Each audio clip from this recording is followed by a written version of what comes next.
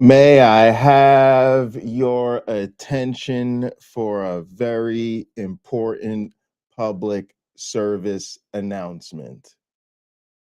We are taking over the internet, and the United States champion of word wrestling entertainment has returned for another special bonus edition of the Pocket Locker podcast.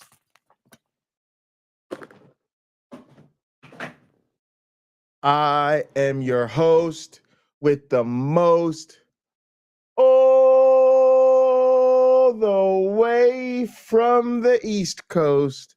And as always, people, I am in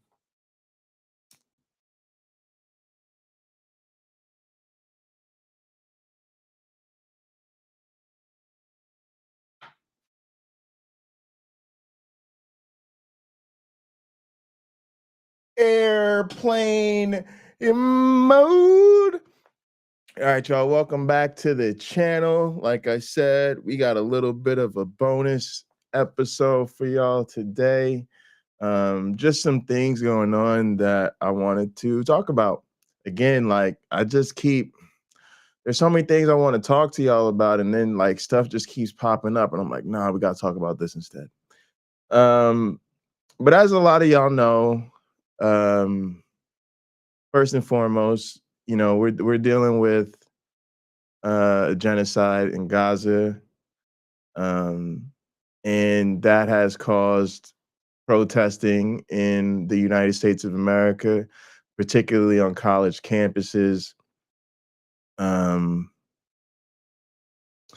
that has kind of shifted a lot of the news coverage in the States away from even really talking about the conflict in Gaza, but talking about the protests on college campuses instead.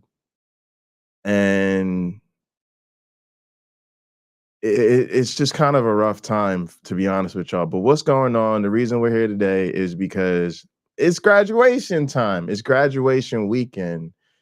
And there have been some protests at graduation, particularly we're talking about the protests at the University of Michigan. And then I found Mark Lamont Hill, I think, went to Rutgers, I believe, in Newark, New Jersey, and gave a speech there at a rally with students. And so we're gonna talk about those things. And I just have thoughts about how all this is playing out, particularly with it being like graduation and the end of the semester.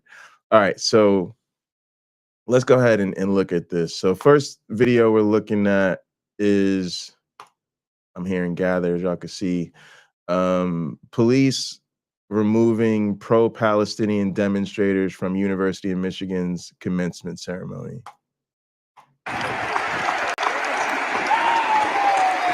Now, there's no real audio or commentary, so we're just listening.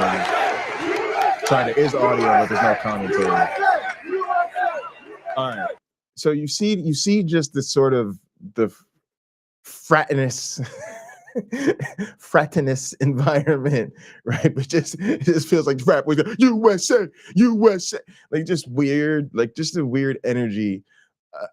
I want people to just realize, like, a lot of these schools, like, people just have weird ideas about them. Like a lot of these, what in America people think is like these major state universities, these super big schools, 30 to 70,000 students or something like that, right? A lot of them, they're land grant institutions.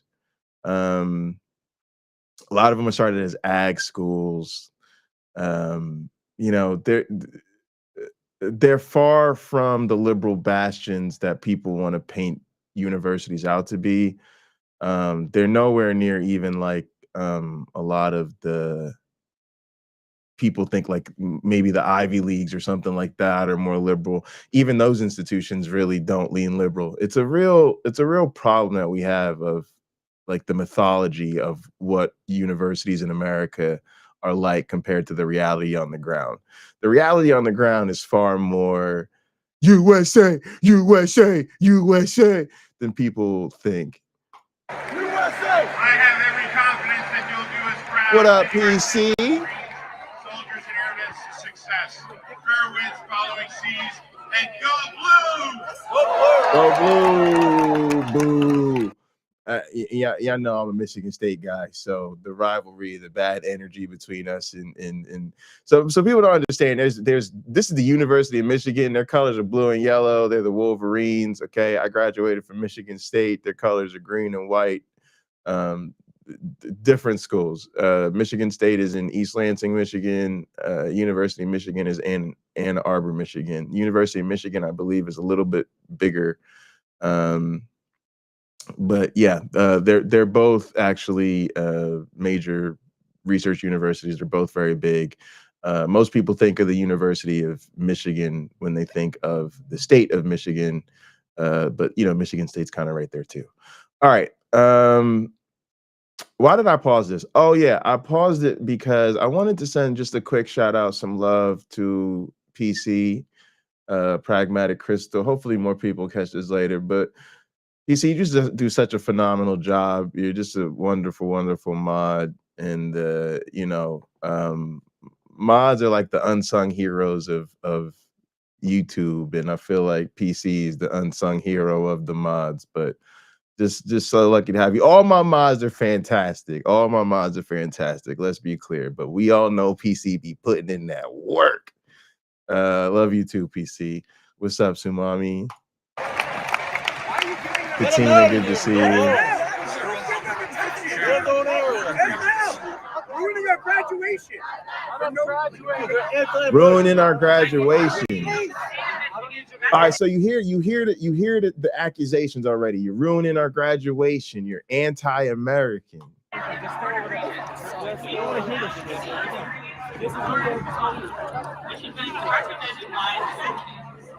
members of the Board of Regents will present the honorary degree recipients.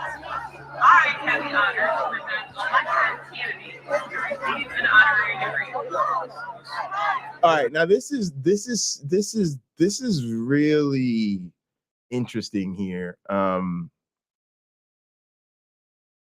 Both sides are fully committed, right? The protesters are like they're chanting, they dealing with it, they're literally trying to shut it down.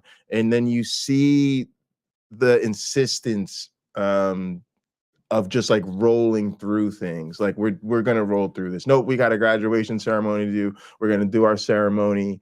We're just gonna, and so what a scene. What a scene.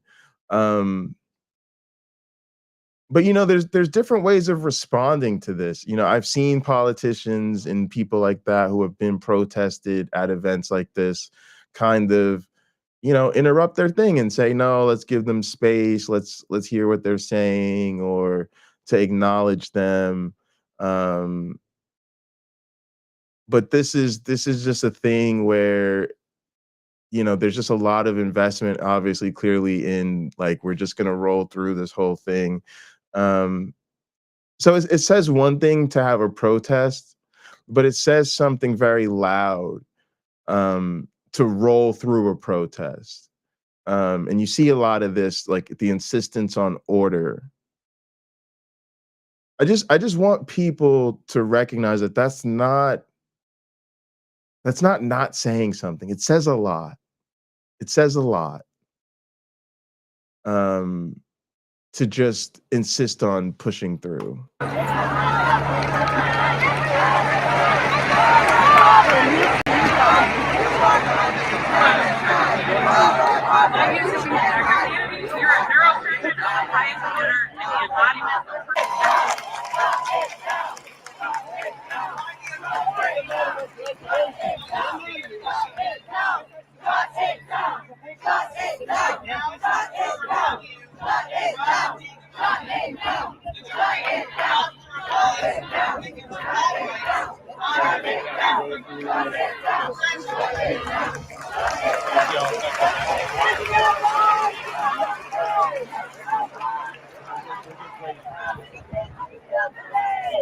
Israel bombs! Israel bombs! Your face! How many kids did you kill today? How many kids did you kill today? Israel bombs! Your face! Israel bombs! How many kids did you kill today?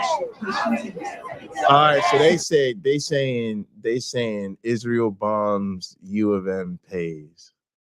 I mean, that's what a lot of these students have been really hammering on all across the country. They feel like their universities have financial entanglements with Israel, and that they're economically supporting the genocide in Gaza, and they're demanding that the universities divest. We've seen some universities come to terms with the students that were protesting and come up with sort of plans to move forward constructively. This is a situation where apparently that has not happened. And so the protests continue.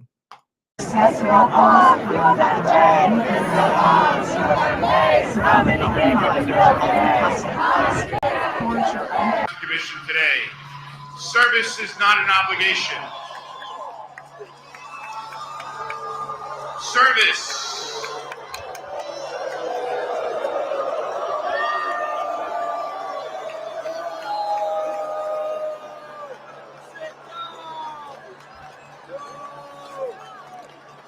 Yeah, it's just tough. It's tough. You know, I think it should be said that, like, I don't think anybody wants this to be happening, right? And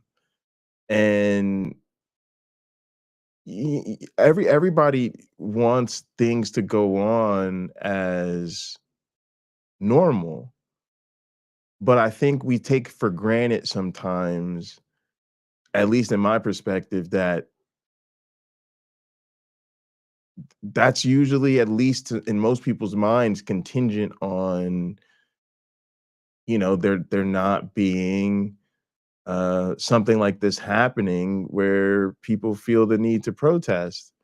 Um, so like that's the thing. Like, you know, it gets put on these kids like they're, you know, they're hurting, they're going through something, they feel betrayed by their institution. Um, it's tough. I don't know. It just, if it, you know, it's gonna get portrayed as these students over here interrupted the graduation of these students over here. No, it's been sacrificed for everybody, I guess, in one way or another. Thank you, ladies and gentlemen. If you could please draw your attention back to the podium. I am extremely proud. I'm extremely proud as a Cuban American who came to this country as an immigrant and who also chose to serve for 26 years in uniform to again protect the liberties of all Americans to protest peacefully in this country.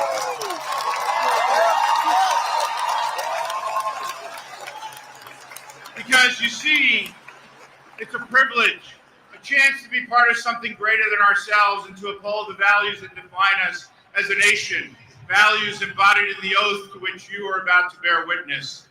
Every sailor, marine, soldier, airman, guardian, and Coast Guard man and woman raises their right. All right, now this, y'all, how does that not hit you weird? How does that whole scene just like not hit weird as hell? Right? You have this guy up there, they're protesting currently right now at their graduation. He gets up there virtue signaling about he's a proud Cuban American and he fought and served so that people have the right to protest peacefully. But you seem to be egging on this crowd to antagonize the people who were protesting peacefully.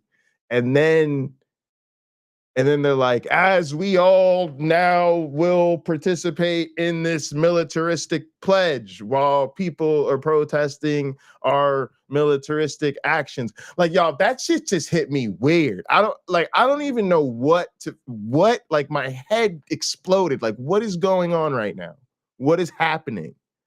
This is all so weird. It's just gotten so weird. Like, I don't know what's going on. I don't know what's happening. And it's just so like, I'm gonna keep it a buck with y'all. Like, I feel weird as an academic talking about this because the universities seem to be so hostile to the students' protest and their resistance. And it's crazy to me, y'all, because like, I hate to say it, but like as an academic, you kind of get indoctrinated by the universities that you work for. And you get indoctrinated to think that is your mission and your job and your duty to support your students, especially the marginalized ones. And you get indoctrinated with the idea that like the university is the place where the students get to practice autonomy and self-determination and certainly their democratic rights. And now to find yourself in this situation where it's like the students are speaking out, you got faculty members speaking out and standing up with them, and it literally seems like the universities are acting in opposition to their own students. It's very strange.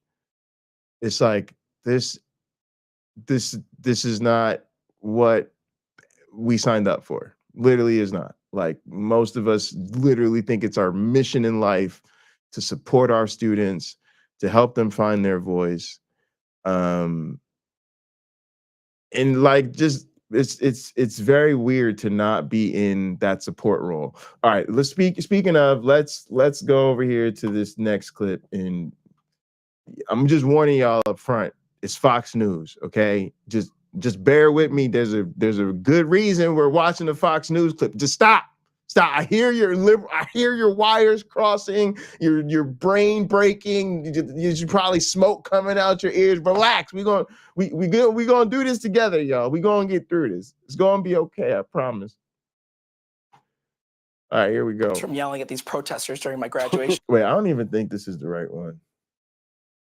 I don't even think this is the right one. Yeah, I think we want to do this one instead. Boop. Shafsky joins us now. So Vinny, hang on. What?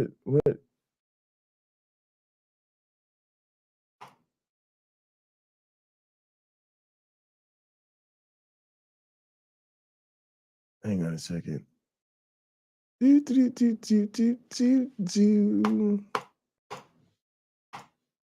All right, we'll do that. Do that. Do that. Oh, that's why, because it's okay. That is weird. All right, let's do this. Oop. Tell us about what's going on in Michigan and how. Tell us also what you think the greater sense of the university is, the students towards everything taking place. That's what's happening. Right. Yeah, absolutely. I apologize for my rough voice. It was comes from yelling at these protesters during my graduation ceremony that was interrupted. So I apologize for that. But thank you for having me on this morning. I wanted to clarify your prior report. The protesters were not removed from the event, and they remained for the entire duration of the event, causing a massive disruption. It was not a brief disruption. All right, now this seems weird, right? Now this maybe it's just the Fox News, but that's why I showed y'all this other clip, right? Because this other clip was from Forbes, right? And it was actually titled "Police Respond to Pro-Palestinian Protesters at University of Michigan." And there's other clips that say they were removed, and they seem to be removed, like from what we saw, or at least they were being taken out or led to like a different area. So, you know, some I guess we'll just call it conflicting reports.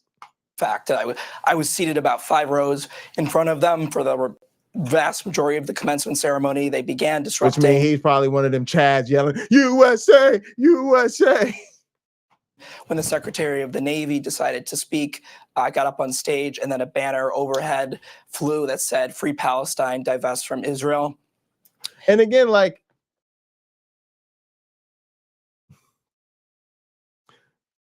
I'm gonna just say it's a little weird during a time like this to have the Navy dude come give commencement. This is what I mean about the steamrolling, y'all.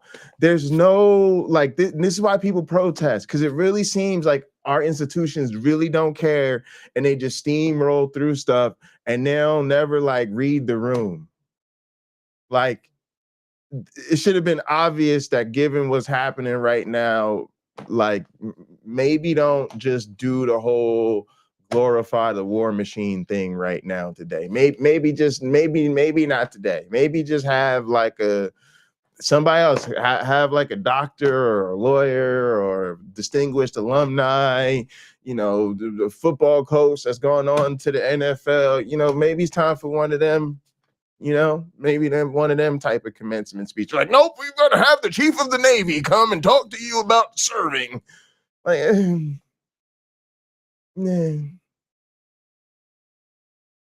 and then I don't like this. Like, I fully support students having different ideas on campus, and you know, having different groups and the lead, all that's cool. I mean, we want them to do that, right? But this just seems like it feels icky for me to feel like Fox News is using a student to sow division among students.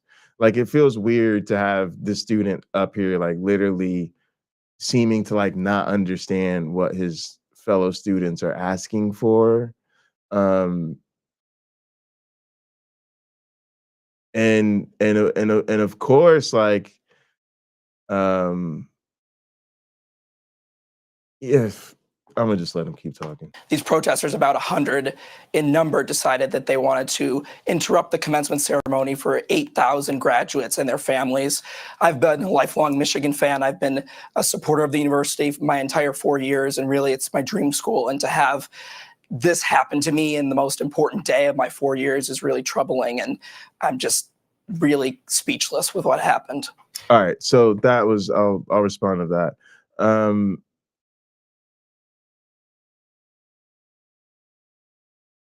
This feels like very much like the language that is used so much on the right. I love you, I support you, I was down, but, and it really is like that use of support and allegiance as a threat. And it shows you, like, you know, this language where it's about personal loyalty, right? Rather than thinking about the principles. It's like, oh, you know, and then also the framing of all of this, of like, that he's the victim, like this is a thing that happened to him. Like, even if you don't agree with the cause of the protest, right? It's so, again, this is what I'm saying. It's very weird because, you know, I don't know. I think we think of college as a time of young people raising their consciousness, right? And so to see somebody graduating, right? And you know, not seeming to get that, like, there's so much going on in the world right now. It's not really about us. It just sounds weird. Like, I don't, you know, it's disappointing, right? It's just, you're disappointed to hear a young person sound this way, and then for Fox News to like use this, right? Like, this is weird. Like, in other words, it's not just, there's a lot going on with this, y'all. Like, it's not just,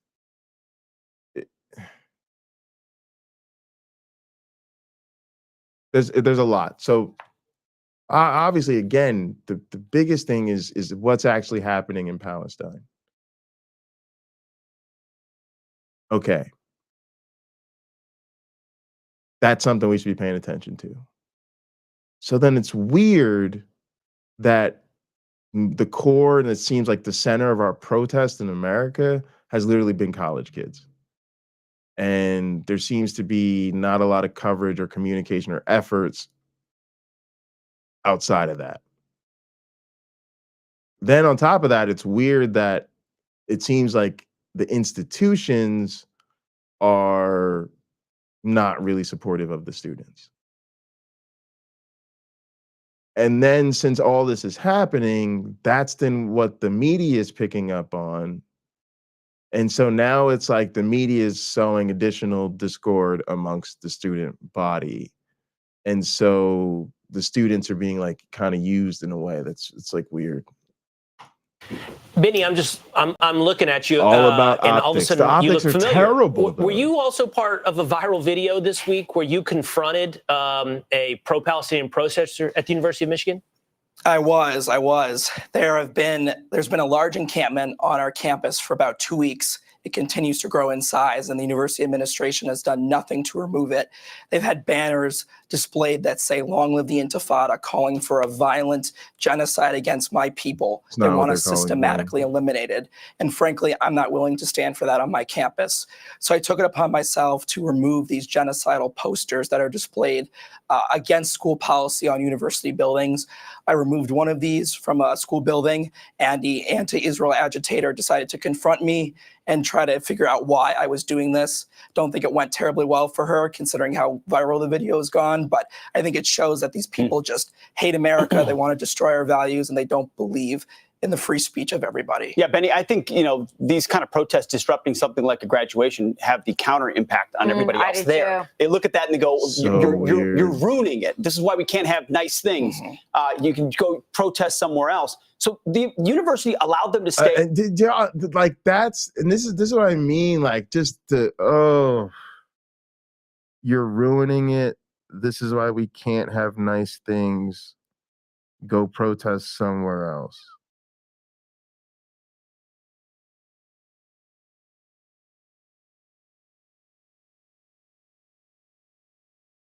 Yeah.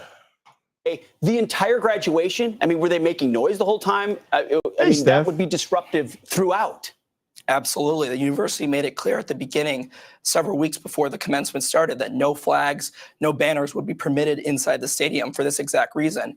Yet 100 of these individuals got up with their Palestinian flags, with their anti-Israel banners, and gathered in a large group and started chanting, "From the river to the sea, Palestine will be free. Long live the Intifada," calling for these violent uprisings against the Jewish people. And yet the university did not enforce their protocol. I spoke to university officials at the event. I spoke to police, and they confirmed that they were violating these rules, yet they did not take the action that was necessary to remove them. Yeah, we had to get some hearings on that, because I'm sure they weren't gonna ban, like, with the head of the Navy coming and all this, like they were gonna actually stop people from having flags. This is what I mean. They want these policies, but they don't want it. They want them selectively enforced, and then they complain when the selective enforcement doesn't happen. But what would it make? I mean, this is what's so weird. Like, can the university make a rule that violates its students' free? That's why this is a big deal. Again, it's a distraction in the sense that this is a conflict over the discussion of the issue of the game, and the real action, the war, the real heart of the matter is happening in Gaza. But at the same time, this is in and of itself a big deal here. And it is really testing our democracy in a way, in real time.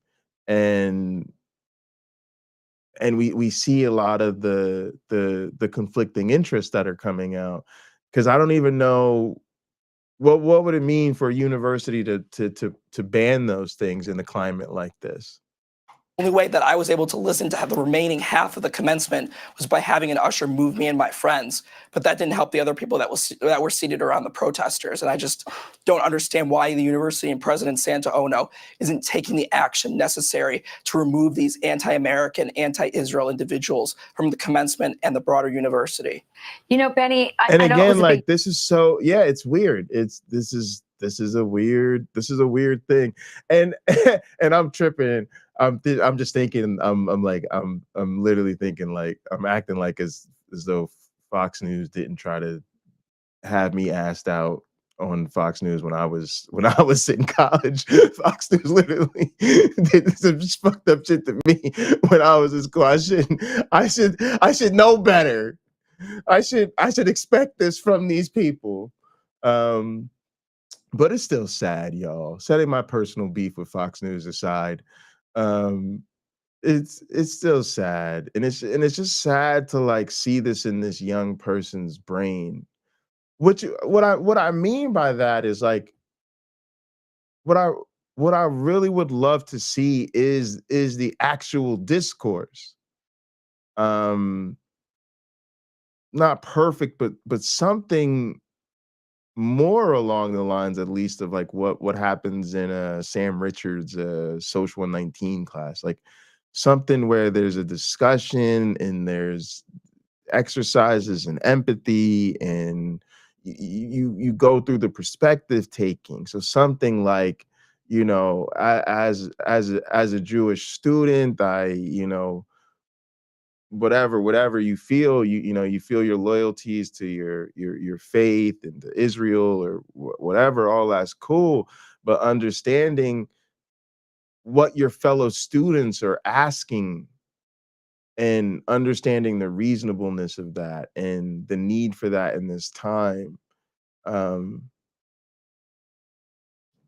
it's just like actually sad. Like, I don't know, like ugh. big day for you. It was also a big day for your parents. Were they there as well? Your parents They were there. were. As you guys have sort of processed what happened yesterday, by Watch, the way, there's I'm more a and more parent of the who went to a threat shit graduation coming. ceremony like this at a big university, and I would just be so angry as a parent. I paid for that event. I paid to be there after so many years of paying and supporting my daughter. I would be furious. Tell me what your parents' reaction is. And also, if they have any regrets. I mean, I attended a summer at the University of Michigan. It's famously liberal. And so are there any regrets that they have about really, in some way, whether they acknowledged it when they did it or not? We're all supporting, you're supporting with your financial dollars an institution that did exactly what you described, did nothing, in fact, enabled people who have no respect for just being civil. All right, so now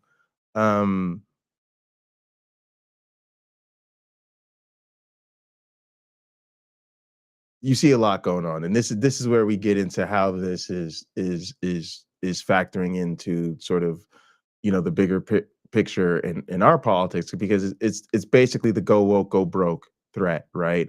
On top of that, you have the sort of weaponized parenting that we see all throughout our education system. This is why I tell people all that shit you see going on at these school boards and protesting the school libraries and complaining about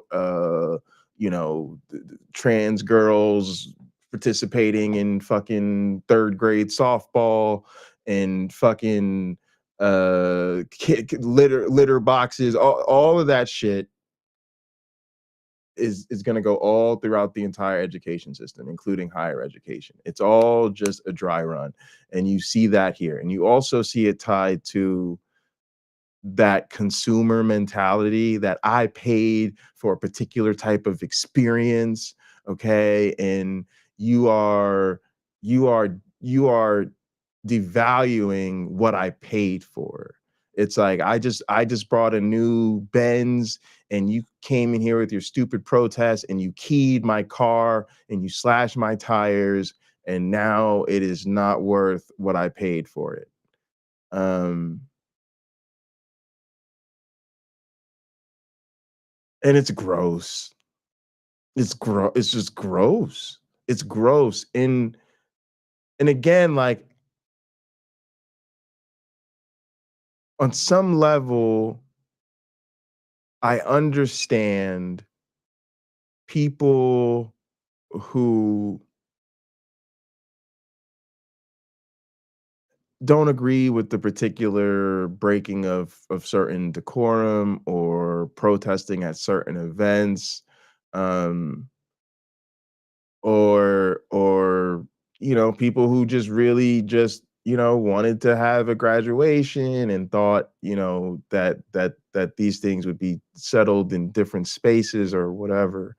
Um, but when you have this type of rhetoric come out and you realize that this is the motive and this is the type of selfish thinking that's going on behind it, it's really hard to stomach that perspective, because it really makes it all seem so selfish and superficial and privileged and naive, and then you get to the distortions of calling it anti-American, um, and all this other stuff. But again, when they're disruptive, right? We've seen this, right? Because we watch apologists and shit, right? So we've seen where they deliberately want to go into spaces where students are having class, or students are having an assembly, or students are gathered in a cafeteria, right? And they want to get up on the table and talk about homosexuality is a sin and everybody needs to give their lives to Jesus. They ain't got no problem with interrupting, because they understand then, right, that their freedom of speech means their ability to be disruptive when they want to be disruptive.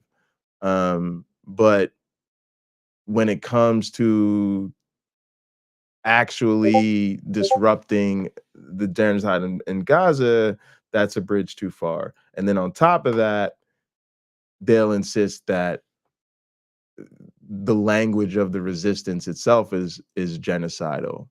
And it's just horrifying. Yeah, it's true. My family's been supporters of the University of Michigan for my entire life. My parents went to the University of Michigan. My grandparents went to the University of Michigan. We love the University of Michigan, and it's become a university that we no longer recognize. Yes. This was our fear for months, that this was going to happen, and yet it happened, and nobody did anything about it. So I think we're questioning our support for the university moving forward. Yeah, Vinny, we all Good. have to. We all have to. That's the hard part. That We all is- love our alma mater and we have those connections, but if it's turned into a little Marxist camp where they're allowing revolutionaries Amen. to do whatever they want, it's time to reconsider. But Yeah. Benny, all of that aside, you deserve a graduation in peace to be congratulated for an accomplishment of finishing. We're it. proud of you too. We're sure. proud of you too. Congratulations. I wish you had lost your voice from partying instead of yelling at protesters. But we're proud of you, and we hope that somehow, can I say this? A lot of these kids that are graduating also, didn't get a graduation for high school and had a lot of other things disrupted because of COVID and that tyranny. So, Benny, congratulations. Sorry that happened. So interesting for me too, because I actually didn't attend my PhD graduation because of COVID. All right. So yeah, but again, like, this is why we can't compromise with these people, because for some of us that was about responding to the real tyranny of the virus, and to them it was about responding to the tyranny of the virus restrictions. Kind of just bad people in my estimation, and it's very difficult to work towards good faith solutions with people like this, because I don't think they're acting in good faith. Also so interesting, right, that and this is something universities need to think more deeply about, right? Because to me, the universities are carrying water for the corporations. They're opposing the protests, they're removing the students, they're disregarding their demands and things like that. And the conservatives just throw them under the bus anyway. But how is what you see with them inviting, like, literally, like, a higher up in the Navy to be the commencement speaker, having a mass state police force there to remove the pro-Palestinian protesters, and walk away going, oh, the university has just become some sort of leftist Marxist training ground at this point?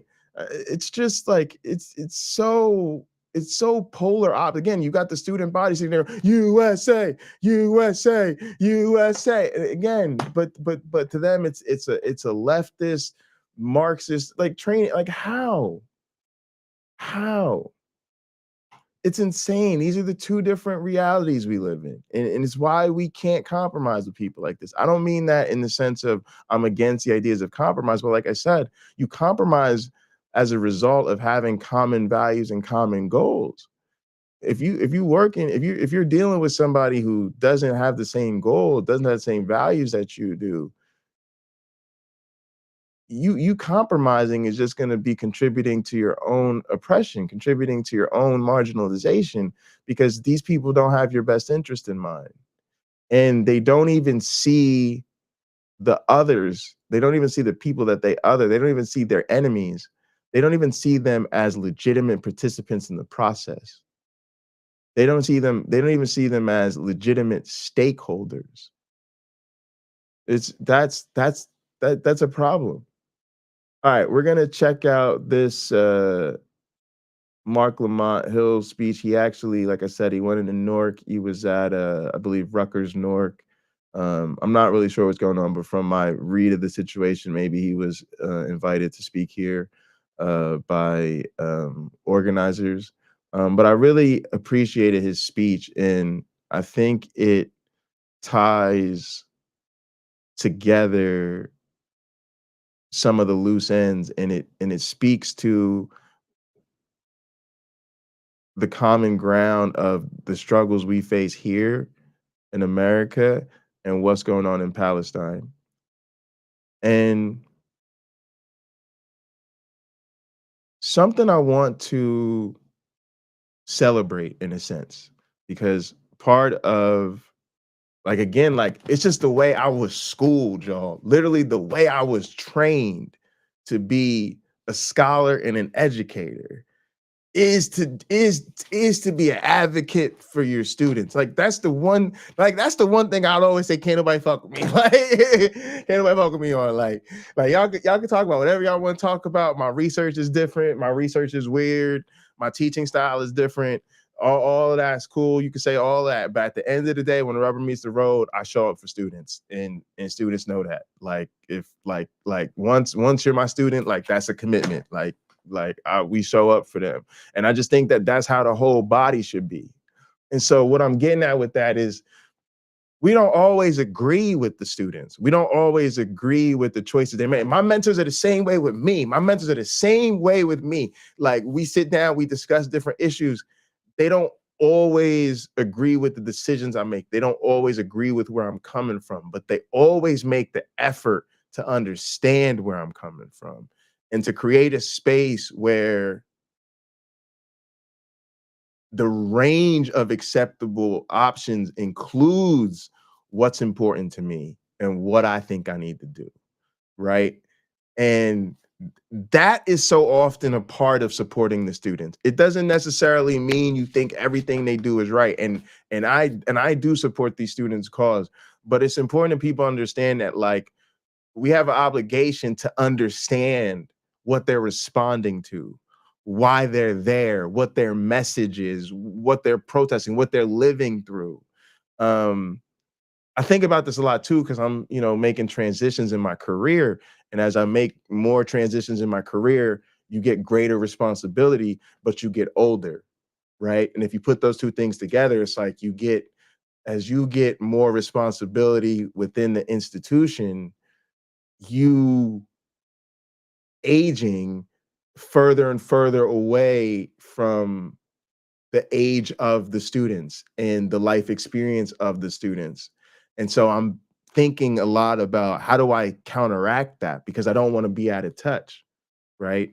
And a lot of what is going on in this situation feels like the institutions being out of touch with the student body. And then maybe even in ways where the faculty and staff that are in touch with the student body, they're at risk too. And that's not good. And to me, in this situation, it stems fundamentally from reacting to the students, but not listening to them, to reacting to the you know, is there spray paint somewhere? Oh, did they disrupt the class? Oh, were they in the building after hours? Did they set up a tent on campus? You're not listening to them. And so I feel like this is an opportunity to tie some loose ends together, but also to get a perspective and listen to somebody's reflecting where students are coming from in the sort of the situation that the students are responding to.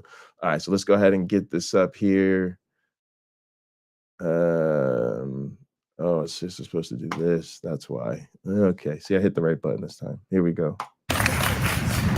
Free, free Palestine! Free, free Palestine! Free, free Palestine! Free, free Palestine! Free, free Palestine! Free, free Palestine! From the river to the sea! From the river to the sea! Palestine will be free! Palestine will be free! From the river to the sea! From the river to the sea! Palestine will be free! Palestine will be free! Palestine, hora, hora! Palestine, hurrah, hurrah! Ihtilal, barra, barra! Istilal, hurrah, hurrah! Palestine, hora, hora! Palestine, hurrah, hurrah! Ihtilal, barra, barra! Istilal, hurrah, hurrah! Family, it's so good to see you. In the hood, we just say free the land. Free the land!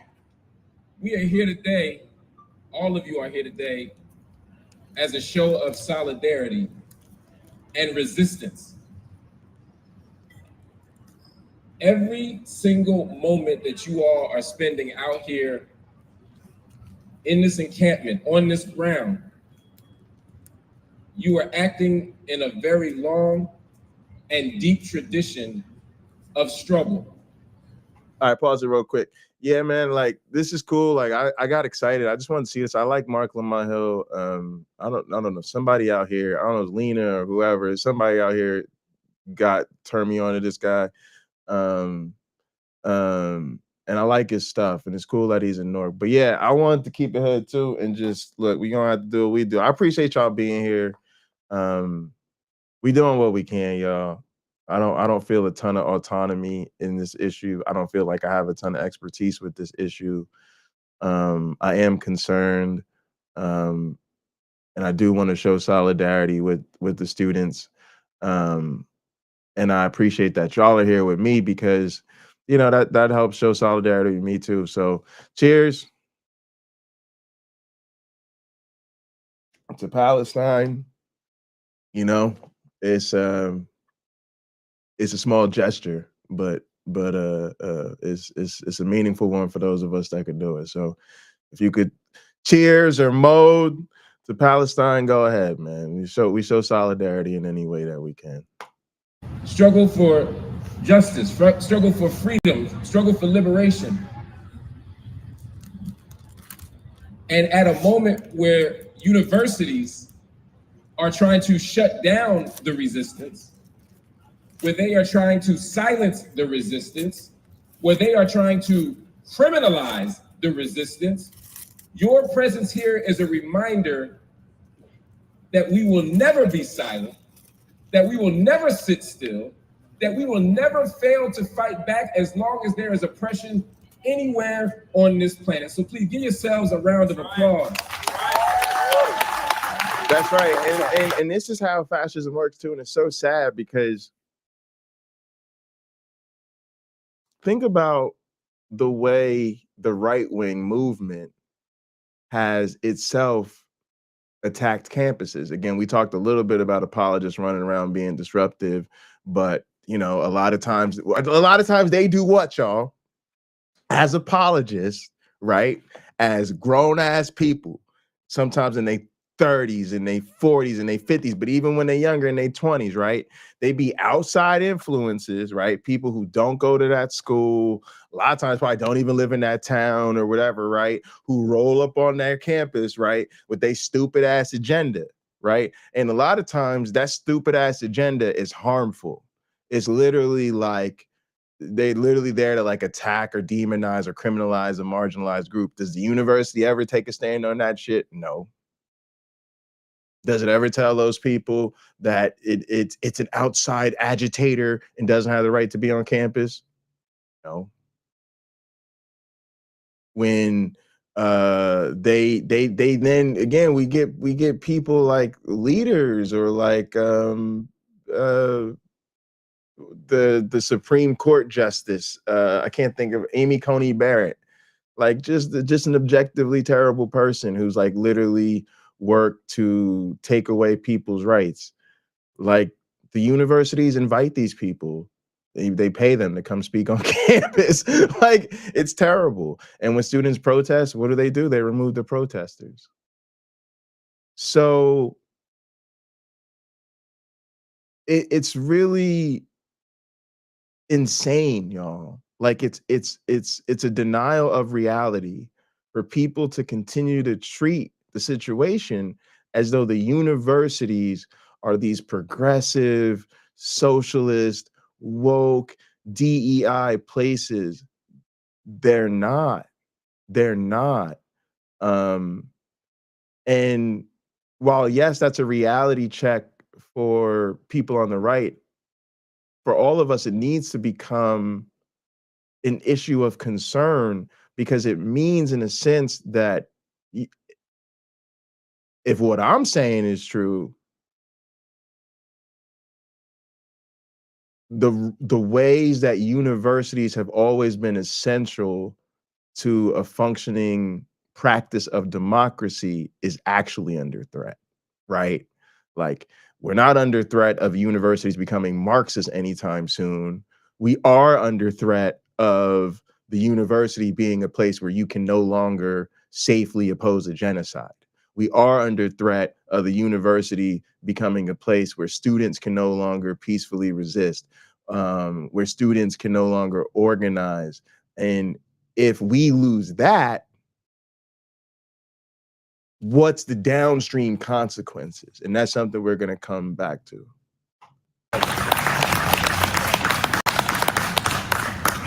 Now, people like, why are y'all worried about Palestine? Why are y'all worried about Gaza? We in Newark. There's enough stuff in Newark to be worried about. There's enough stuff in New Jersey to be worried about, for sure. There's enough stuff on this campus to be worried about. So why are you worried about Gaza? Well, the answer is quite clear. There is no separation between the forces of oppression that make our lives and our life chances and our prosperity limited in this state, in this city, in this country, and what's happening over there. For us to be free, Palestine must be free. It must be free.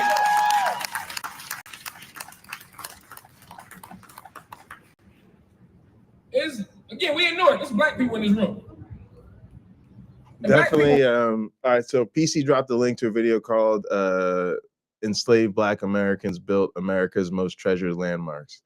I definitely recommend. Actually, you know what? It's not even that long, y'all. Let's just holler at it real quick. Thanks, PC. Boom. Famously said in her former First Lady Michelle Obama famously said in her 20. Oh, god damn it, y'all! I hit the wrong button. Hang on, I'll fix this. All right. Oh wait, I'm right. I'm good. We're good. My bad. Former First Lady Michelle Obama famously said in her 2016 DNC speech that, quote, "I wake up every morning in a house that was built by slaves." She was absolutely correct. If you look on a timeline, the history of the United States is still fairly brief, and slavery was abolished a mere 155 years ago. It wasn't just the White House that was built using slave labor, by the way. The building that serves as our country's political center, the United States Capitol, was built and rebuilt using slave labor after its sacking in the War of 1812. Although most northern states had abolished slavery by 1804, it's had its fair share of symbols erected using slave labor. If you're familiar with the Trinity Church in New York's financial district, you may not know that the clergy rented enslaved people to build its iconic spires, as well as the wall that used to snake down what we now know as Wall Street. Many of our forefathers were enslavers. Thomas Jefferson's entire property in Charlottesville, Virginia, Monticello, was built and run by enslaved people. Enslaved people also helped build our intellectual centers. Georgetown University, one of the country's oldest colleges, built most of its campuses after the sale of 272 enslaved people in the 1830s. Many schools with storied histories were built in part by enslaved people, including Harvard University's law school and the University of North Carolina, Chapel Hill. That school's campus was maintained by slave labor until its abolishment in 1865. Poor record keeping and indifference by early historians makes it nearly impossible to know every contribution made to these buildings, but there's no doubt about how they got built. Hey, thanks for watching our YouTube That's channel. crazy. And it's just part of the legacy we don't want to acknowledge. And it's understandable, but it's terrifying when people want to overlook it. Terrifying. All right. Let's go back to this speech. Cool. All right, we did that. Trust me, I get this all the time. Easy Why are peasy. you worried about Palestine? Why aren't you worried about the black stuff? I spend most of my time worried about the black stuff. However, there is a long tradition of black struggle that is directly tied to the liberation struggles and the self-determination struggles of the Palestinian people. For hundreds of years, black folk have been committed. In fact, at every moment that black people have been on this planet, and certainly in this country, we have been fighting to leave it better than we found it. We have been fighting against a state that has demonized us, that has, again, criminalized us, that has incarcerated us, that has dehumanized us, that has rendered us illegible. And so black folk have always been looking for new freedom dreams. We've always been crafting new ways to imagine the world. We've always been trying to produce new possibilities for human liberation. And for a lot of the 1800s and 1900s, black folk were looking around the world for models of liberation. And one of the models, I'll be honest with you, was the Zionist movement.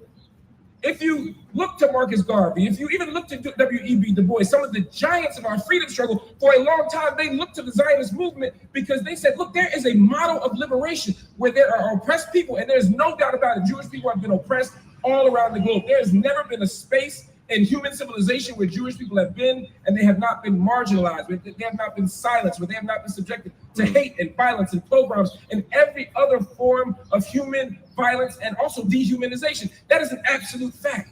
And so the idea that a people could organize around an identity and create a space of liberation for themselves was appealing to many people in our black liberation, in our black nationalist traditions and in the other black radical traditions. The problem was, as we got closer to that struggle, as we paid more attention to what was happening across the world, we realized that our Jewish brothers who were catching hell in Europe jumped out of the burning buildings of Europe and landed squarely on the backs of our Palestinian friends. And we had to understand that our moral competence is high enough that we can hold space to fight anti-Semitism, to protect our Jewish brothers and sisters, while simultaneously refusing to accept the creation of a settler colonial genocidal ethno-state as the solution to injustice. Yeah, facts. Also,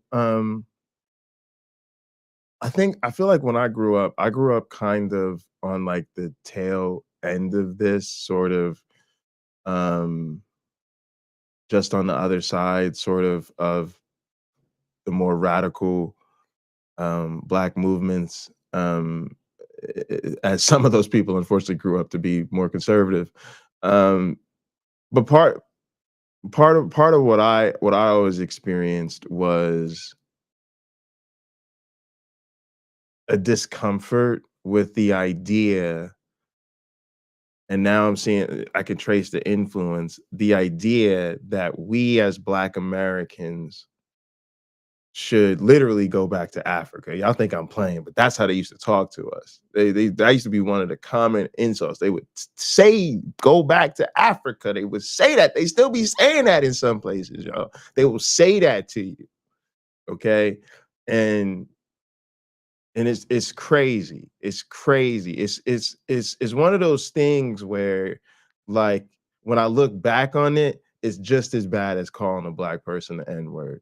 It's just as bad because you might as well just deny my humanity. You're denying the fact that I'm a fucking American, dog. You're denying the fact that I ain't never been to Africa. I couldn't tell you what Africa looks like, and neither can you. We both Americans. We're in school together. Where's our school? Pennsylvania, motherfucker. Pennsylvania is where I'm from, right? Like, you understand? I was born in New Jersey, okay? Like, when that's what's up with that, but people don't know, right? And you realize too, like, to make something ours over there, we'd have to go over there and take something from somebody, like something was taken from us, right? And then also, it became a shortcut to not caring about the needs of Black Americans on both sides, right? Because on one side, you had people, you know, ostensibly pro-Black being like, we should go have our own, you know, in Africa and in Kenya and Ghana and somewhere else, right? At the same time, then people on the other side could be like, oh, well, you know, that's what would make it all right. So we don't have to do what's right for Black folks here. Like, you know, y'all should sorry, y'all should go back home now. You know, it's just, so it's just ugly. And so, you know, I felt differently about that. I never felt good with the notion of, and now I do understand that people do go back, not go back, but people visit Africa and see Blackness differently there. And I'm one to think there's tremendous value to that. That's you know, that's an opportunity I definitely want to take in life. Like if I get the opportunity to like travel to Africa, I definitely have realized I should take it. But yeah, but there's a difference there, and I hope y'all see the difference.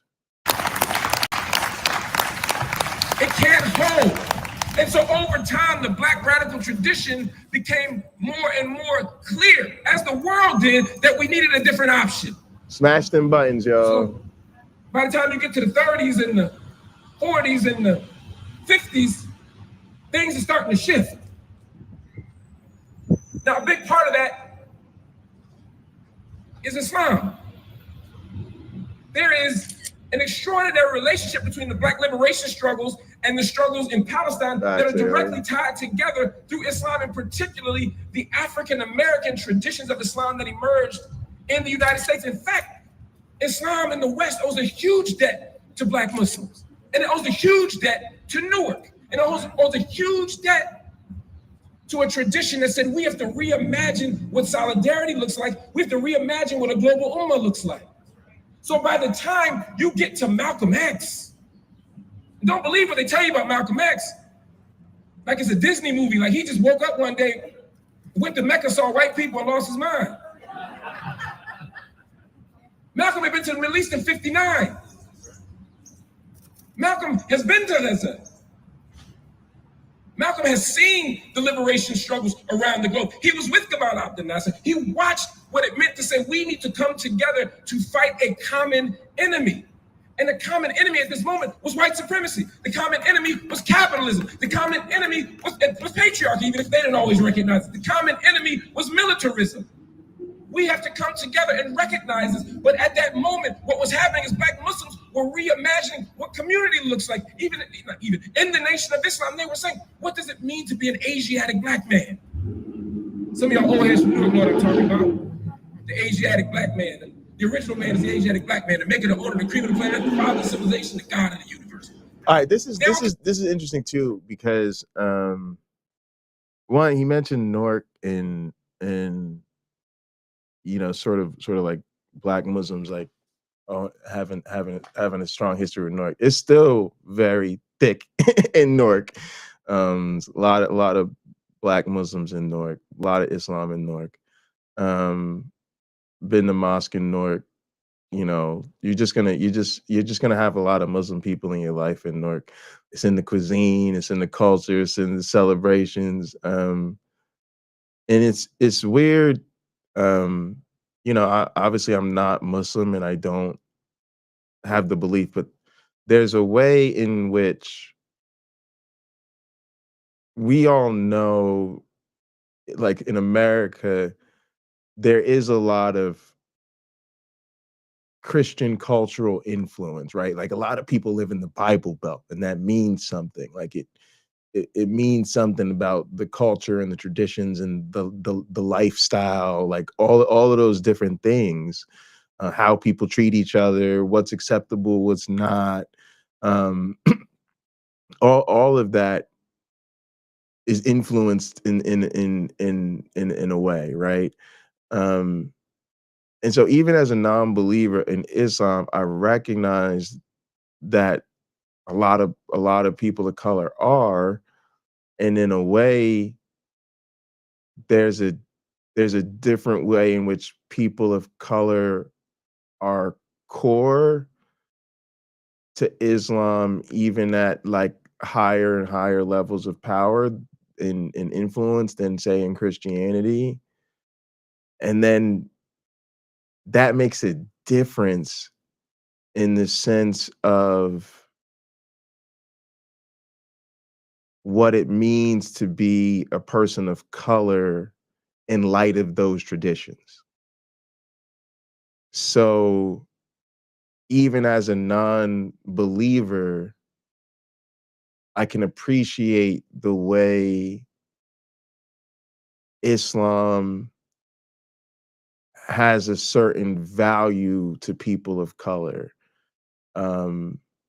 as a result of that. And I think that's interesting. And I find that to be something about Islam that doesn't bother me. And maybe that's weird, right? Because obviously the religion bothers the hell out of me. And certainly the geopolitical influence of it bothers the hell out of me. But I do get the difference in the culture. Constructing an Afro-Asiatic political imaginary, when what that means in a real simple way is we were not citizens of the United States. We were subjects of the United States. We were limited by the United States. We did not have access to American democracy. As Malcolm told us, we were victims of American democracy. And the victimhood of American democracy is exported around the globe. And so when Malcolm in 59 travels but goes back in 64, he has a different understanding. And in September of 64, when Malcolm writes an essay in the Egyptian Gazette in September of 64, it's called On Zionist Logic. And at that moment, you see a shift in Black radical thought and in Black Islamic thought, because now we're starting to understand that we have a relationship to Palestine that is bigger than just a political critique. As Muslims, we have a relationship to Palestine because of Masjid al-Aqsa. It's the first Qibla. Before people are praying to Mecca, they're praying to Jerusalem. The third holiest mosque is what? Aqsa. Fourth is what? Masjid al-Ibrahim. So Muslims have a relationship to the struggle. Black Muslims have a relationship to the struggle, but it's not reducible to real estate. There is a broader principle at play. And that is, for Black Muslims, the principle for all Muslims is what? Justice. And the correction of injustice. It's a commitment to liberation and freedom. And so, when Malcolm makes that move, he's 3 years ahead of a whole bunch of other folk that will begin making that move. 1967, the Black Panthers are talking about, or not the Panthers, excuse me, SNCC is talking about this. In the summer of 67, the Student Nonviolent Coordinating Committee, which is an essential organization in the Black radical tradition, don't let them tell you Dr. Martin Luther King was the only one out there. They issued a newsletter. The newsletter was about the 6-Day War, and what the Black organizations began to recognize was that what Israel was doing was an act of neo-colonialism. That this wasn't a 6-day war, This was the product of what would ultimately become a 100-day war against the Palestinian people that begins with the arrival of political Zionism and continues to this very day in Gaza. And so for decades now, black people have stood up because they're Muslim, because they're Christian, because they're Jewish, because they speak out of traditions of justice. They do it because there's relationships, there's solidarities. But even if you just selfish, even if you don't care about none of that, if you want to be free in this country, as a black person, as a brown person, as a Muslim, as a trans person, as an unhoused person, as an undocumented person, then you have to recognize that is he actually a Muslim? I think he was trying to represent Malcolm X's position. You have to recognize the role that the state plays in foreclosing on our possibilities for liberation and freedom and justice and equality. So,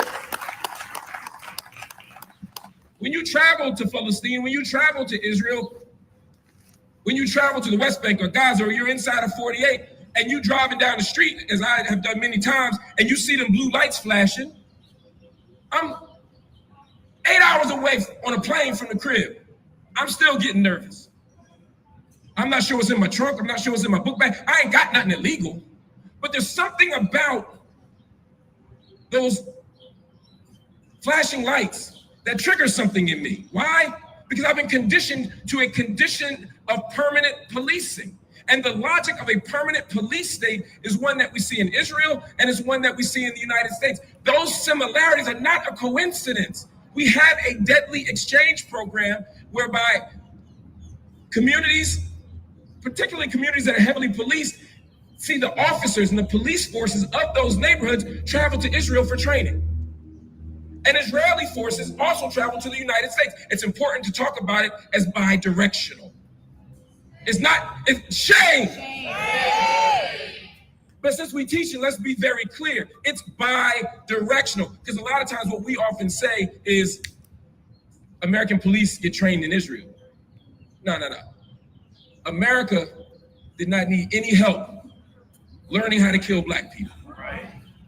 There's no shortage of methods by this state. But what we see is an exchange of security tactics, an exchange of security logics, and an exchange of weapons that allows both countries to operate in a heightened security state where the predicate for all decision making is security. After 9/11 in this country, we can invade the masjid. After 9/11, we can infiltrate Muslim communities. Which is a thing, like that's like it's like tough, like it's like hard. Sometimes it'd be hard. It's like hard to explain to black Muslims that like Islam is not it for black people. We was talking earlier about how it's tough to do that with black Christians. It might be even tougher with black Muslims because there's, they've definitely convinced themselves that Islam isn't anti-black, which is a whole thing. I know you have a right to privacy, but the terrorists are coming. And that logic that the terrorists are coming allowed people to believe or be persuaded to believe that their individual rights and freedoms were no longer theirs on the pretext of security. That same logic of security is what is used to invade the West Bank. It's what's used as an excuse for settler raids of refugee camps. That same logic is what allows Israel to violate every single international law. No, I said he wasn't, and then I looked it up, and I'm saying I think he is. Yeah, it's my bad. Every single conventional law, contravene every single human rights standard. And at every moment that Israel continues to violate all conventions of law and decency, they always say, but we live in a bad neighborhood. That's literally what Netanyahu says. That's literally what every statesperson has said in Israel since the beginning. We're in a bad neighborhood. We have to act this way. Well, y'all broke in the neighborhood. Oh, I got you, Sumami. But yeah, I still misspoke about that. That can be repaired. But how? At this moment, Palestinian civil society has told us how. They've made very clear demands, some of which are mirrored on this campus, one of which is divestment. And again, like, it's so funny too. Like, this is what's hard about the right. This is what's hard. Like, I take no pleasure in the divisiveness for real of a nation. I do love a good fight. Y'all know me. I love fights. I'm into combat sports. I love a good argument. But on some real shit, I don't enjoy like conflict in actual life. Like, it's just costly. It's not a good time. But I sit here realizing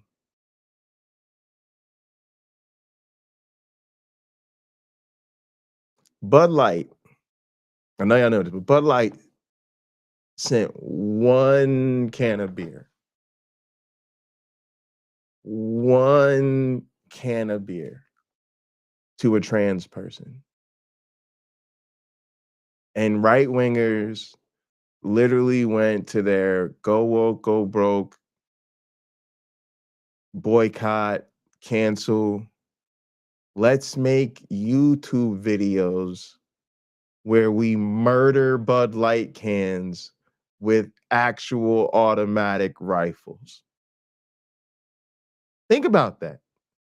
Let's take the automatic rifles to this company's product because they sent one can of beer bearing the likeness of a trans person.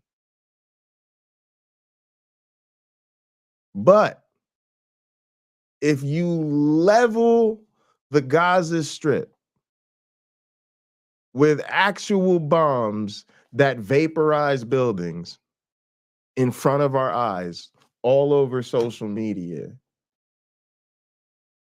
and students demand that their universities divest, that's a bridge too far. And they would rather lock those students up and try to stop them from protesting graduation than simply divest from companies that are helping the people drop bombs. But they're ready to go to war themselves over one can of beer being sent out bearing the likeness of a trans person. I just don't, how do we compromise with people like that? I must be missing something. Because I really, like, I'm not being funny. I'm trying to be honest. It's very hard for me to imagine how you find common ground with people like that.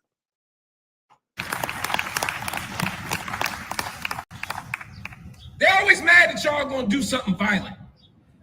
They're always mad y'all gonna break something. They're always mad y'all gonna hurt somebody. I'm talking about all you crazy activists.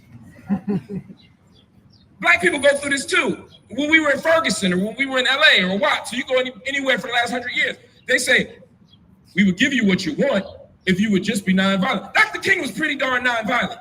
They killed him. In our era, they said, well, the problem is y'all are too loud. We had silent marches. They still locked us up. They said it's because the way you're dressed.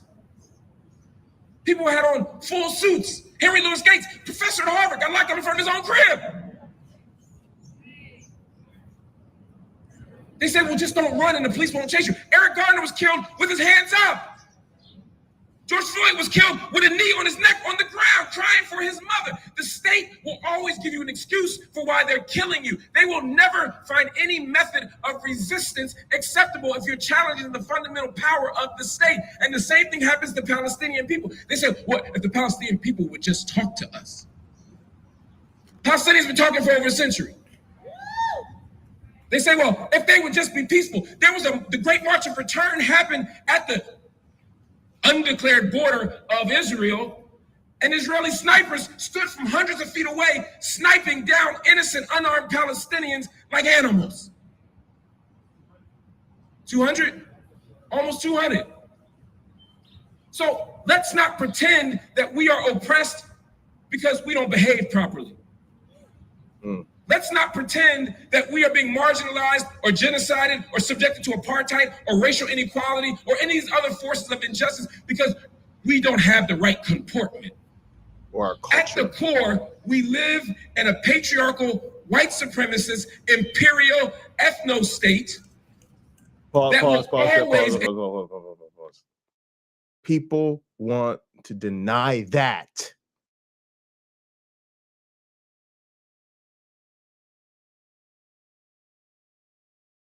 That's the crazy part.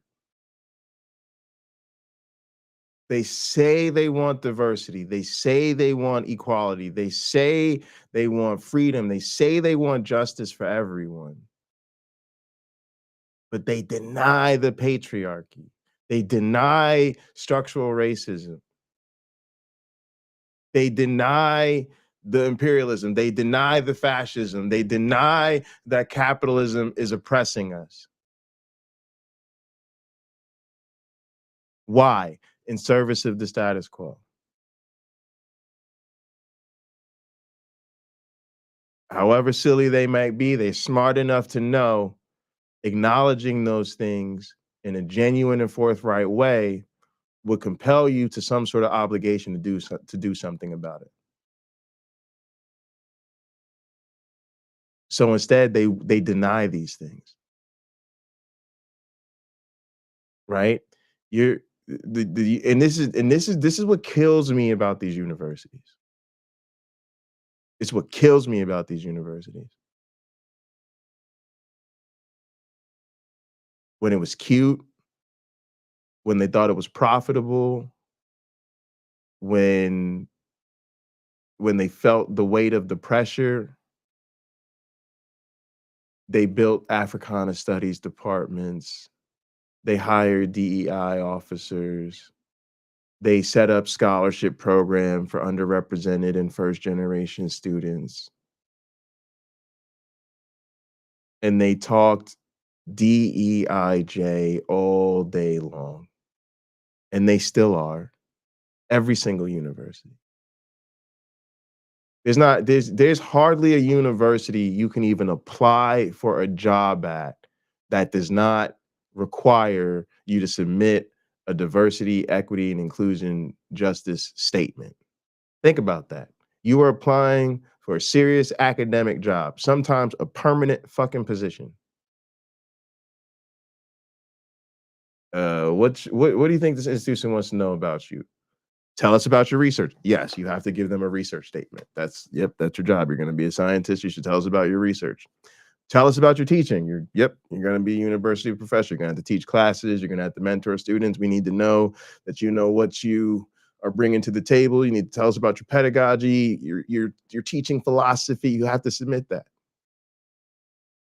The only other shit you have to submit, other than a CV and letters of recommendation, is a damn diversity, equity, and inclusion statement. I kid you not.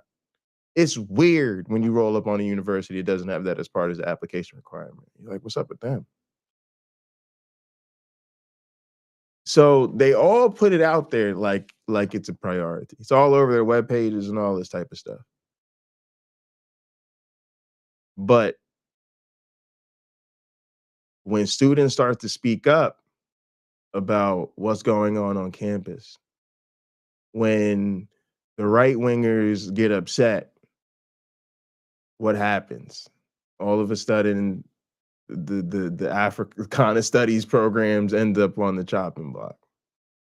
The affirmative action goes in. Where was the lobbying? What did universities actually do to lobby to stop them from repealing affirmative action? These universities are the most powerful financial institutions in their states. And when this shit happens, silence.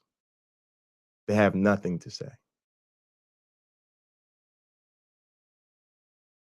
When students start to see a racist genocide and they protest it, again, they would rather arrest the students for setting up unauthorized tents on campus then divest from the genocide.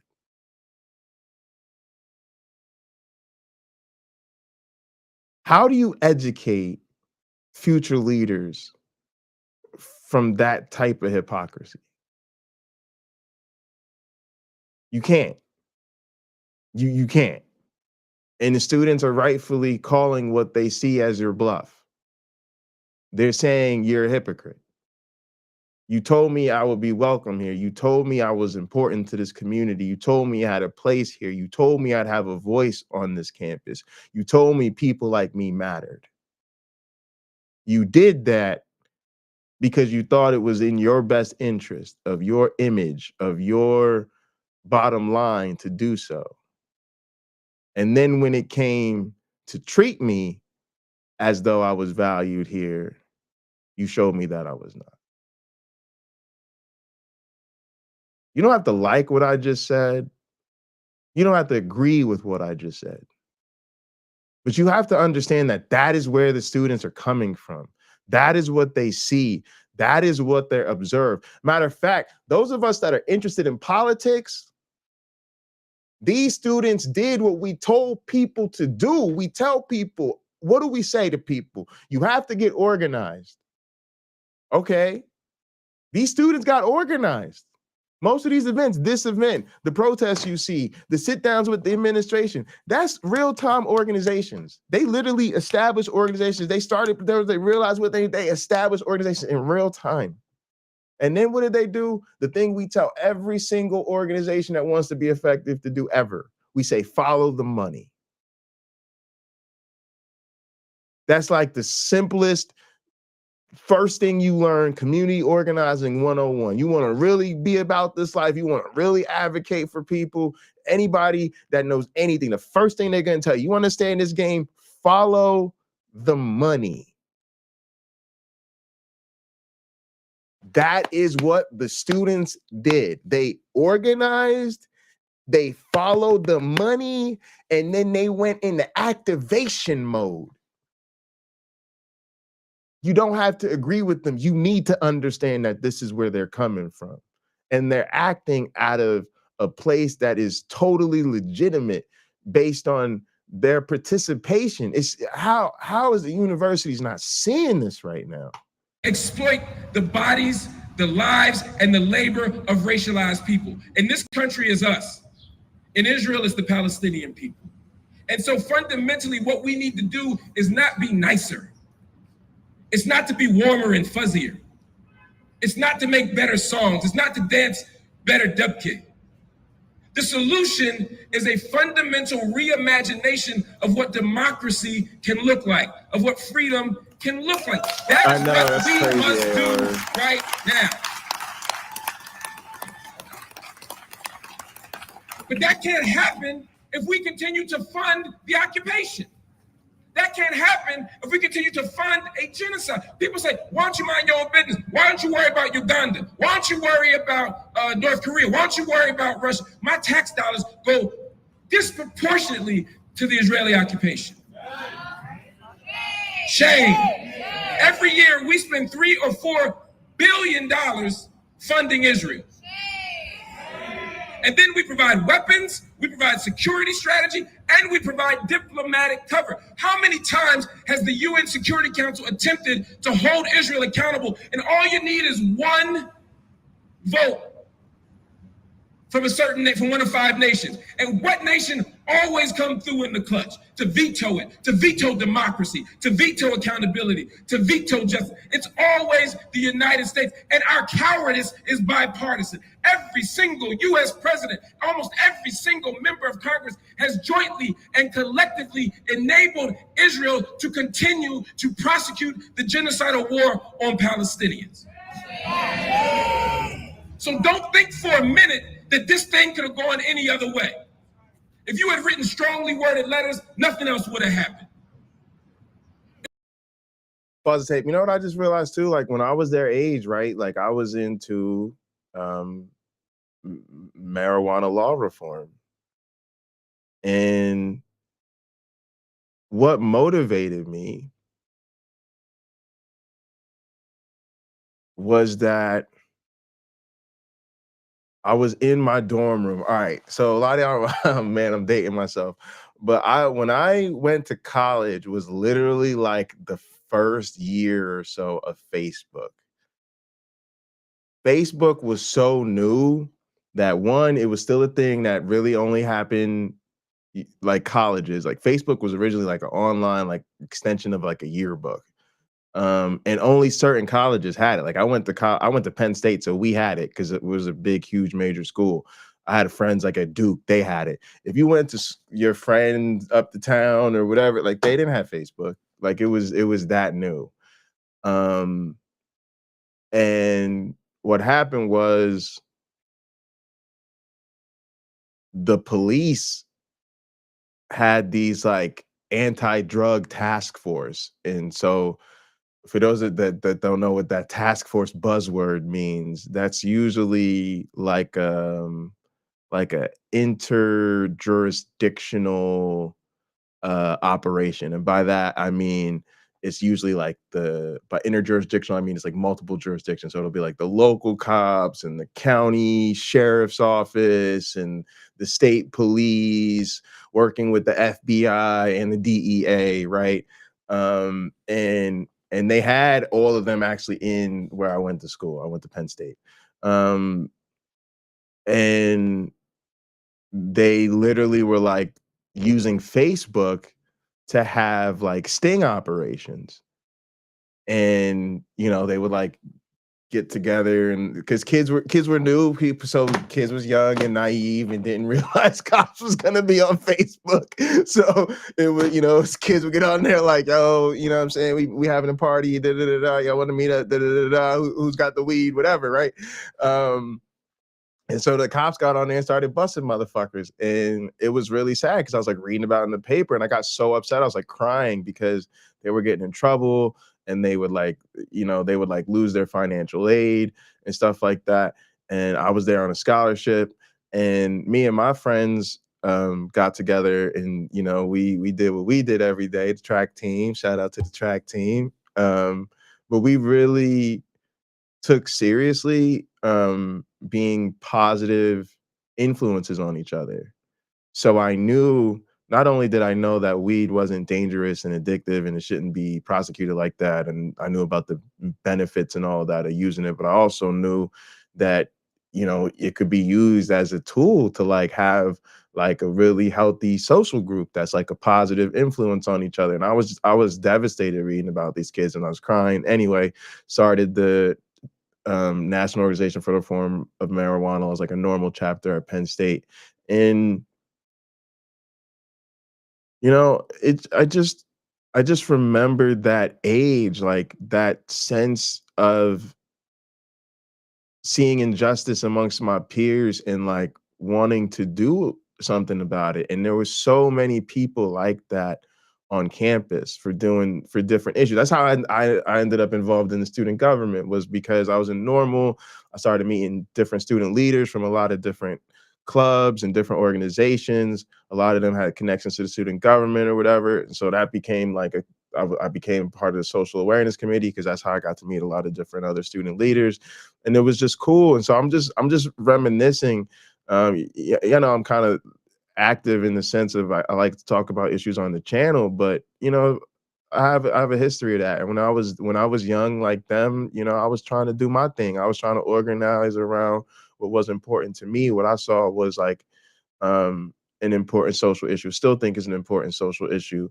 And I see a lot of progress with that issue. And I like to think that, those of us that were sort of motivated to do something about it, acted out of a lot of risk. It didn't feel safe at the time. Matter of fact, that was the greatest struggle of the organization, right? Was students were afraid that they'd be on a list, or that they'd be targeted by the police, that they would get in trouble just for being part of the organization. And it was just something you couldn't overcome for a lot of people. I worked hard to make people feel safe, but it was just too much for a lot of people. And also I needed to work towards change, and so you had to have dialogues and you have to work with the police in the local government. So I would meet with local politicians and I'd meet with the police chief and bring them out to events and stuff like that. And so, I needed people who were up for all of that. And I recognized how risky that felt. And so, I just that's part of it, y'all. But like that was why I felt safe doing it. I was a student, right? I was a student. Like that's every space I walked into confidently and boldly because again, I wasn't doing nothing wrong. I didn't have weed on me. I'm not smoking weed right now. I'm showing up to meet with the chief of police because I called the secretary and got on the man's schedule so I could talk to him about my concerns. And that's how you handle it. And you got a right to host events on campus and to interact with the administration and to have petitions. Like you feel like you're supposed to be able to do that. I'm a student here. And so I'm really feeling for these students who have, to me, they've risen to the moment of what's going on in the global stage. And as I let him continue, I'm gonna go ahead and put kind of one of my main thoughts out there. That's why the title is what it is. Protests heat up graduation, but summer's coming.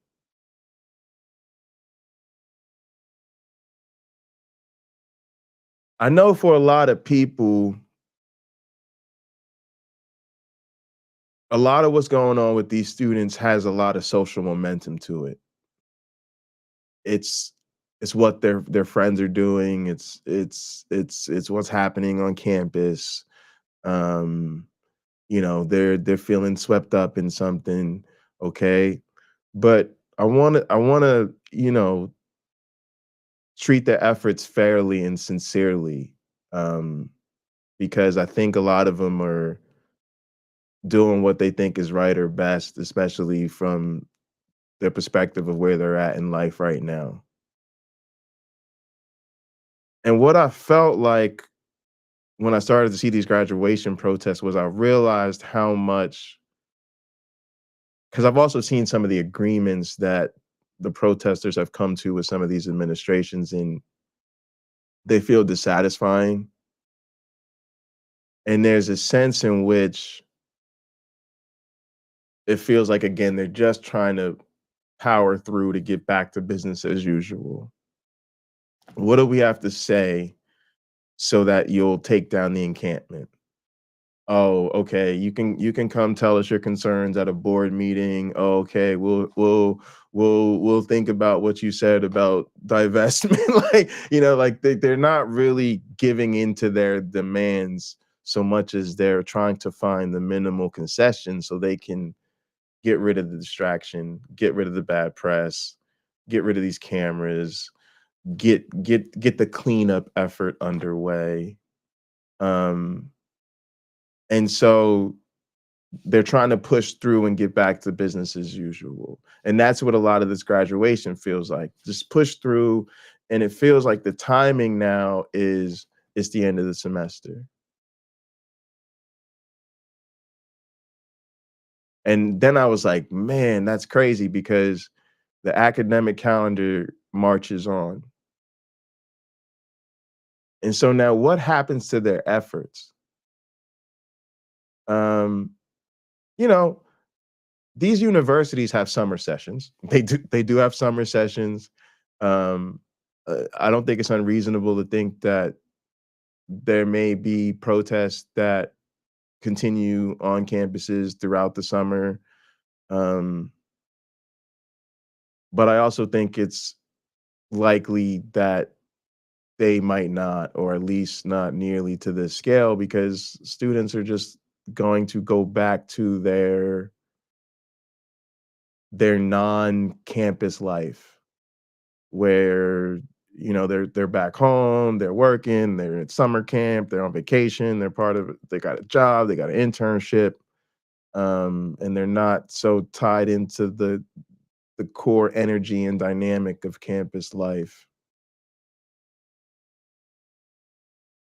And I don't mean that as any shade. You know, I think they've quite frankly, they've done a lot, and they've definitely, I would say, been effective in making a statement and making a point and in reminding people about what's going on and to really oppose it. And I think they've made really reasonable demands that should be followed up on. But the reason I really wanted to touch on that was because, unfortunately, I feel like, and I'll raise my hand too and say I'm probably guilty of what I'm about to say, but I feel like in a way we've let the students do our dirty work for us. We've let the students carry the weight and be the ones on the front line opposing what's going on in the Gaza Strip. When and in other genocides, let's actually, you know, widen that out a little bit, because there is all those other conflicts that ostensibly I know we're all opposed to. So if the students are the core of the protest right now, and the students go on summer vacation, what happens to the protest?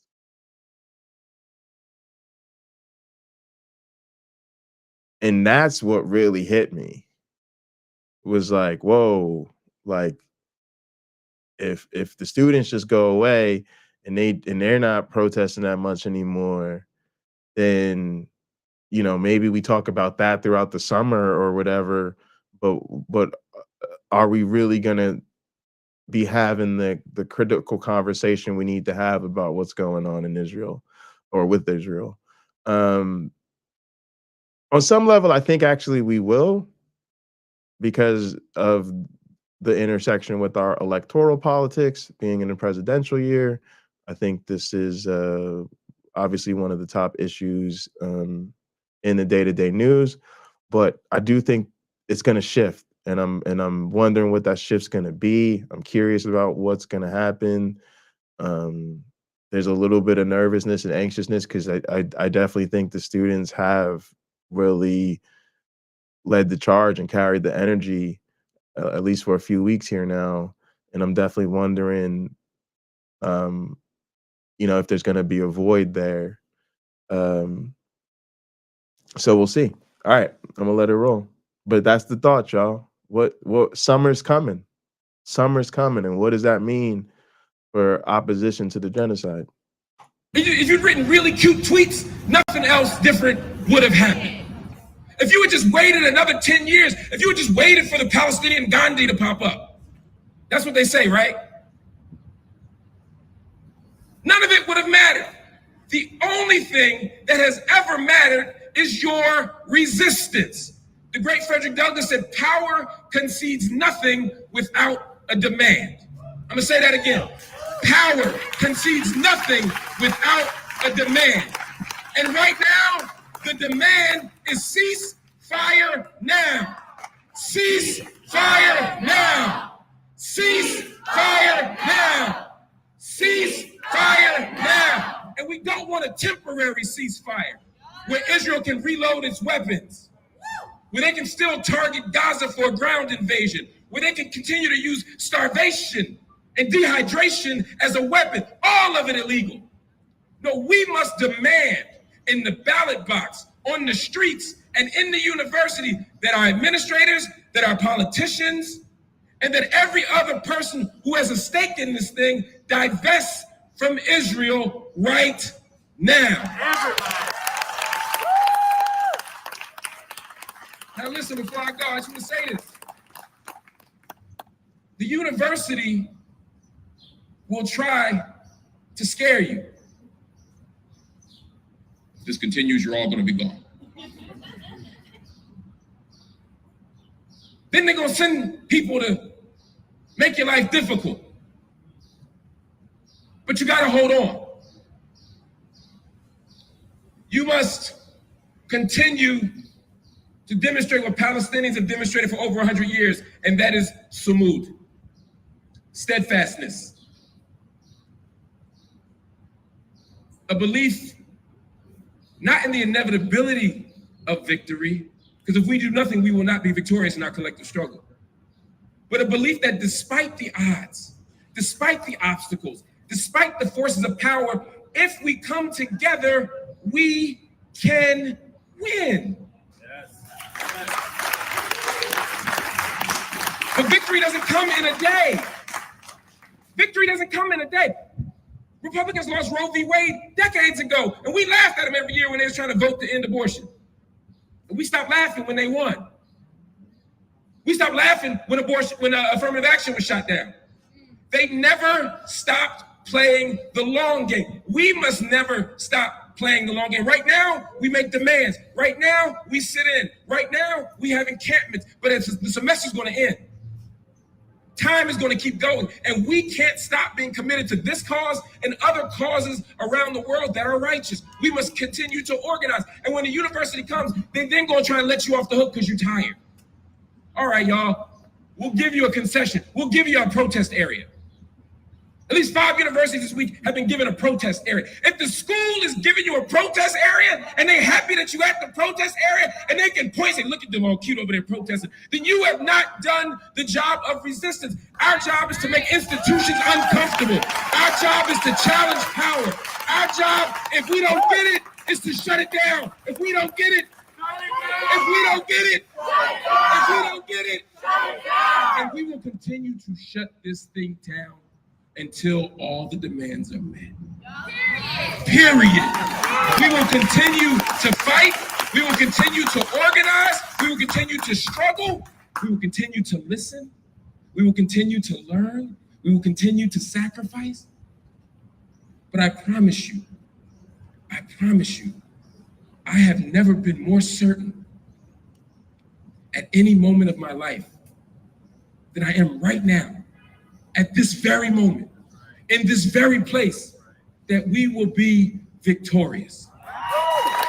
And victory means a free Palestine. Free Palestine. Free Palestine. Free Palestine. Free Palestine. Free Palestine. From the river to the sea. From the river to the sea. Palestine will be free. Palestine will be free. From the river to the sea. From the river to the sea. Palestine will be free. Free the land, free our political. That was it was good to see Mark Lamont Hill in Newark for sure. Brick City, we get down like this. It's you know, also just again, like it helps so much to hear the message. They're not unique in Michigan, right? They're not, that's not just an isolated incident of the University of Michigan being notoriously woke. No, it's students at Michigan.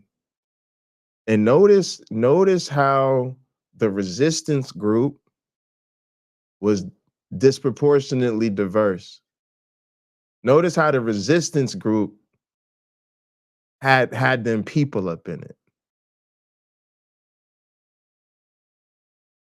And that's another part of this whole thing that doesn't really get unpacked.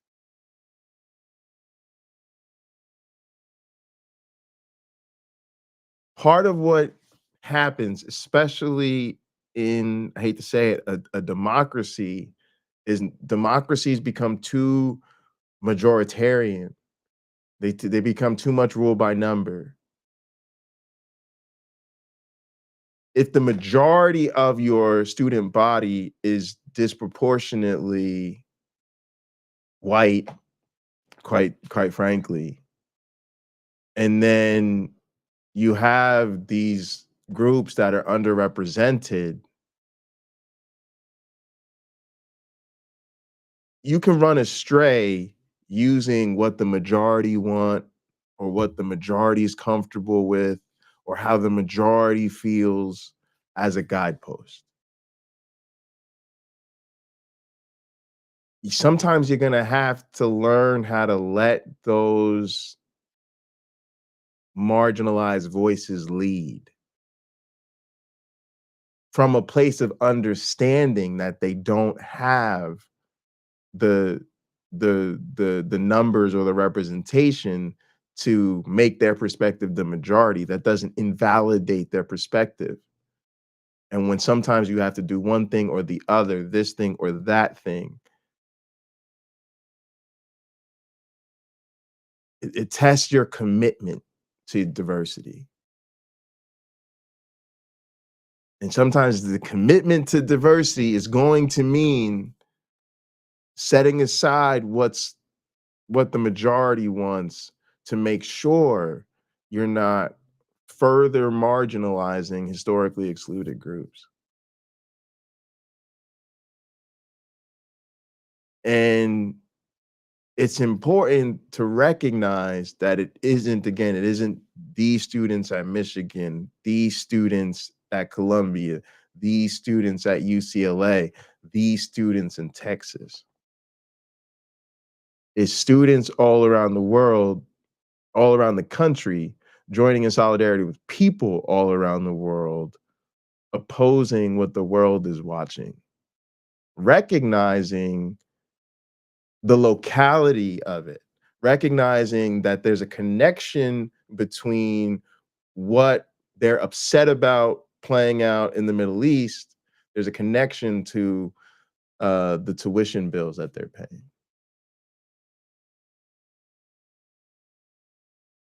So we gotta hear them. We gotta hear them. We gotta recognize where they're coming from. And now we have to wonder what is ahead of us this summer. And maybe it's good timing in that sense. Maybe the students have, you know, raised the awareness. They've brought more attention to this. They've disrupted things and they've made good trouble perhaps. And now we have a summer to see where we're really at. What are we really going to do about it? Because when they come back to campus, it's going to be on. Right? The things are going to change between now and the fall. And so they're either going to move in the direction that moves towards meeting the demands of the students and which would automatically be a major shift in our policies and the way we handle things, or things are going to continue to spiral out of control. The students are going to be watching things get worse over the summer, and they're going to show back up to campus in September with an election right around the corner. So things are going to be interesting one way or the other. But I really do think, and I think that that's where things have to go for us. Look, the election is coming up. As individuals, we may have different sets of priorities. But one thing it is important to know is that our electoral politics do have a significant impact on the world stage and what transpires internationally. And so this point of leverage going into an election for many of us is the most opportunity we ever get to influence our country's policies. It sucks. It's stupid. I wish we had more autonomy and agency. Some people do. But for a lot of us, it all comes down to our vote. And now is the time that the terms of engagement are reached in terms of what it's going to take to get us to vote. And that's what I meant about maybe it's good timing, because the semester's coming to a close. We're going into the summer right before the election. Now's the time to shift to the electoral implications of the situation, and stop talking about these protests. Because to be honest, talking about protesting students has always been a distraction. So yeah, I appreciate y'all. I think it's important to talk through what the students are responding to. I appreciate y'all for joining me to do that.